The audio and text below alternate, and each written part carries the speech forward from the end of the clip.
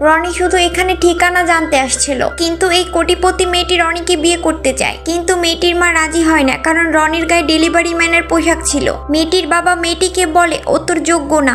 মেয়েটি বলে ও গরিব হয়েছে তো কি হয়েছে, আমার ওকে পছন্দ হয়েছে, আমি ওকেই বিয়ে করব। মেয়েটি তার বাবা মার বিরুদ্ধে গিয়ে এই গরিব ছেলেটিকে বিয়ে করে নেয়। এরপর যখন বিয়ে করে দুজন বাড়ি ফিরে, তার মা একটি শর্ত রাখে, যেহেতু তুই ওকে বিয়ে করেছিস, এখন আর কি করার, আমি 1 মাস ওর পরীক্ষা নিব, ও যদি পরীক্ষায় সাকসেস হতে পারে তাহলে ওকে আমি তোর জামাই হিসাবে মেনে নিব। পরের দিন রনিকে দিয়ে থালা বাসন ধোয়া, বাসার সব কাজ করা এবং কি ভারী ভারী জিনিসপত্র আনা নেওয়া করাতো। এমন ভাবে বেশ কিছুদিন কেটে যায়। রনিকে যখন যা করতে বলতো তার শ্বশুর শাশুড়ি রনি তাই করতো। এটা দেখে রনির শ্বশুর শাশুড়ির মন গলে যায়। তারা বুঝতে পারে রনি মানুষ হিসাবে একজন ভালো ছেলে, তাই তারা সিদ্ধান্ত নেয় রনিকে তার মেয়ের জামাই হিসাবে মেনে নেবে। মেয়ের রনির প্রতি এত ভালোবাসা দেখে তার বাবা মা পরে তাদের সম্পর্কটা মেনে নেয়। হঠাৎ করে মেয়েদের বাসায় কয়েকটি ব্র্যান্ড নিউ কার হাজির হয়, আর একের পর এক রনির বাবা মা দাদা দাদি বেরোতে থাকে। তারা নিজেও জানে না রনি একজন ধনী ঘরের ছেলে।